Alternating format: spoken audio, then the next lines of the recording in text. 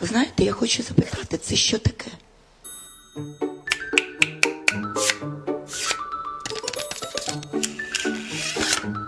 Нова рубрика «Шоп-шоп». Який в цьому сенс, Аліс? На хіба. Що?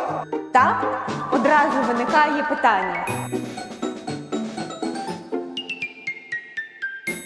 Спочатку Samsung, потім iPhone і тепер ось Motorola.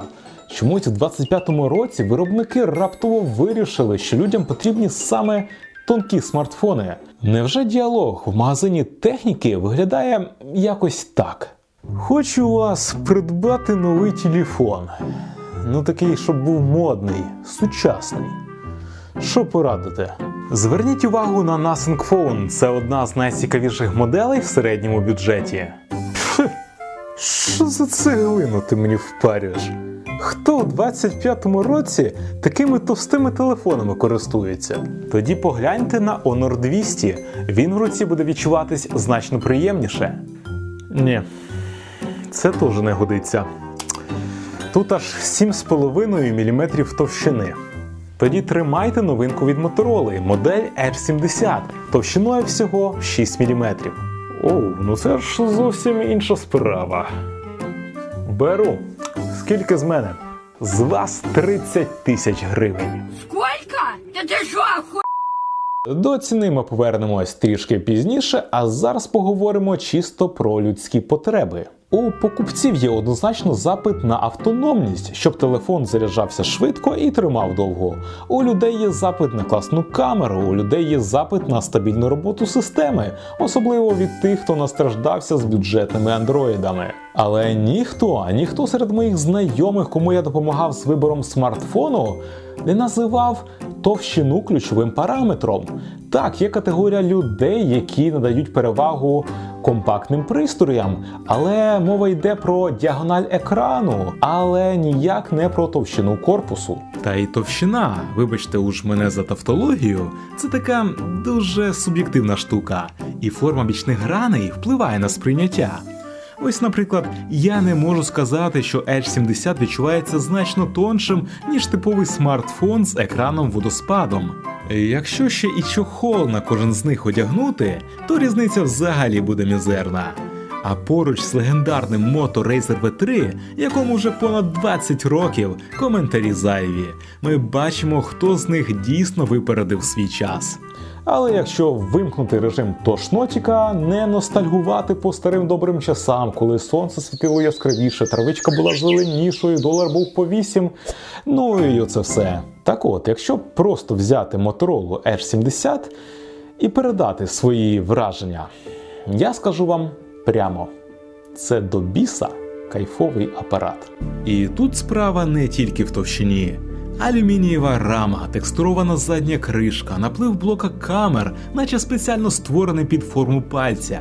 І вага всього 159 грам. Це якраз ідеальний баланс, коли смартфон зручно носити в кишені, але в той же час немає відчуття дешевизни чи пустоти всередині. Дивно виглядає лише порт Type-C, який чомусь зміщений вниз, хоча динамік та слот сім-карти розташований посередині. Але ж ми домовлялися не бути тошнотіками. Сиплю компліменти далі. Дисплей шикарний, рамки тонесенькі, система літає, хоча процесор Snapdragon 7 Gen 4 далеко не флагманське рішення.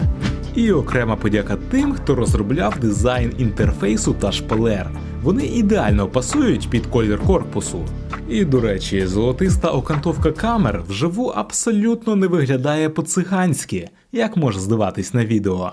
І повертаючись до початкового питання, чому в 25-му році виробники вирішили створювати тонкі смартфони? Відповідь проста – тому що можуть. Причому можуть навіть без суттєвих компромісів. Технології дозволяють вміщувати в тонкий корпус усе, що потрібно зараз користувачу. Батарея майже на 5000 мАч, швидка зарядка, бездротова зарядка, стереозвук, повноцінний захист від пилу та вологи, солідний набір камер – все це присутнє. Я трішки пройшовся новорічним містом і скажу, що все дуже і дуже непогано. Окремо відзначу нічний режим. Він не перетворює ніч в день, не викручує HDR на максимум, а цілком реалістично передає момент і покращує деталізацію порівняно з авторежимом. Та й ультраширик тут цілком робочий інструмент, а не затичка на здачу. Тут широкий кут огляду, є автофокус та режим макрозйомки. Що не сподобалось? Ну, особисто мені не вистачало телеоб'єктиву. І це не обов'язково повинен бути перископ. Я розумію, це б вдарило б і по собівартості, і по балансу ваги, а хоча б звичайного трьохкратного оптичного модуля, як було на Edge 60, Edge 60 Pro і так далі. Хоча і в більш дорогому Samsung S25 Edge немає телеоб'єктиву, а в iPhone Air позаду взагалі всього лише одна камера. Ну і є зауваження по відео. Смартфон вміє записувати 4К і 30 і 60 FPS. Це, звісно, плюс. Але в очі кидається секундна затримка при перемиканні з ультраширика на основу. І навпаки. Вже прилітали декілька оновлень по 1,5 ГБ, але цей баг так і не виправили. Я вже думав, можливо, це косяк саме мого екземпляру, але ні, Дмитро Голуб з каналу Android News також у своєму огляді помітив стрибок при перемиканні об'єктивів. Але причиною слабких продажів стануть не баги в роботі камери, а як не крути, висока ціна. Так, Motorola значно дешевша, ніж Galaxy S25 Edge і тим паче iPhone Air. Але все одно 30 тисяч гривень, навіть враховуючи, що тут 512 гігабайт, ну не знаю. Розумієте, свідомість людини відмовляється переплачувати за більш, так би мовити, сплюснутий, можливо, компромісний продукт. І це стосується не тільки смартфонів. Ну, наприклад, навіщо платити за міський хетчбек, якщо можна взяти за ті самі гроші повноцінний кросовер? Навіщо брати Motorola Edge 70, якщо можна взяти Edge 60 Pro, в якій і батарейка більша, і телеоб'єктив є, і коштує куди дешевше? А весь цей кайф від тактильних відчуттів, він закінчиться відразу, як тільки ви одягнете чохол. А тепер відкрию таємницю. Що якщо я вам скажу, що цей смартфон мені обійшовся не в 30, не в 25, а всього лиш в 16 тисяч гривень? І якщо чесно, це не зовсім Edge 70. Здивовані? Якщо повернутись на перші секунди відео, то побачите на коробці надпис X70 Air. Це китайська версія Edge 70. Але технічно це той самий смартфон, просто з китайською прошивкою. Купував на розпродажі на AliExpress за $350 і ще 2300 гривень довелось заплатити за розмитнення. Чи можна ним користуватись в Україні? Легко. Усі наші частоти, бенди підтримуються, Google-сервіси працюють, китайські додатки майже повністю видаляються, а через SetEdit можна поставити українську мову. Хоча локалізація неповноцінна, багато пунктів у меню все ж залишаються англійською. І якщо це для вас критично, можна взагалі перепрошити смартфон на глобальну версію.